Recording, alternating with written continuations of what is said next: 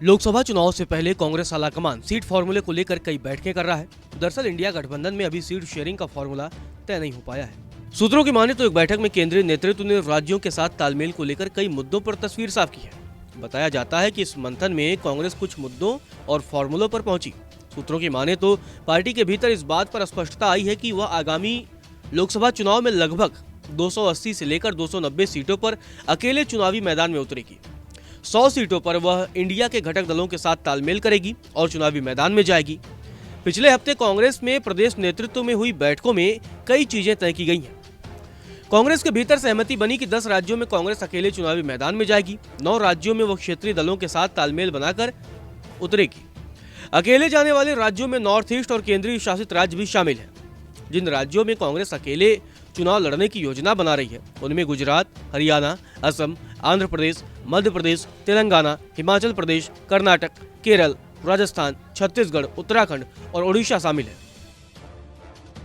इसके अलावा कांग्रेस कम से कम 9 राज्यों में क्षेत्रीय दलों के साथ गठबंधन कर चुनावी मैदान में उतर सकती है। उत्तर प्रदेश, बिहार, झारखंड, केरल, तमिलनाडु, पश्चिम बंगाल, दिल्ली, पंजाब और महाराष्ट्र जैसे राज्यों में कांग्रेस सीट बंटवारे के साथ चुनाव लड़ेगी।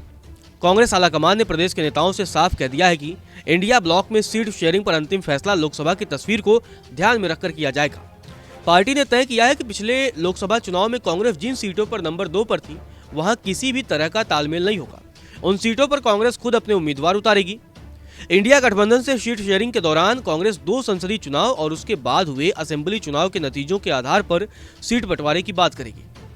कांग्रेस 14 जनवरी से राहुल गांधी की अगुवाई में होने वाली भारत न्याय यात्रा के शुरू होने से पहले सीट बंटवारे का काम पूरा कर लेना चाहती है। कांग्रेस के केंद्रीय नेतृत्व ने राज्यों से कहा है कि कांग्रेस की परंपरागत और मजबूत सीटें हैं, उन पर उम्मीदवारी तय करने का काम शुरू कर दिया जाना चाहिए।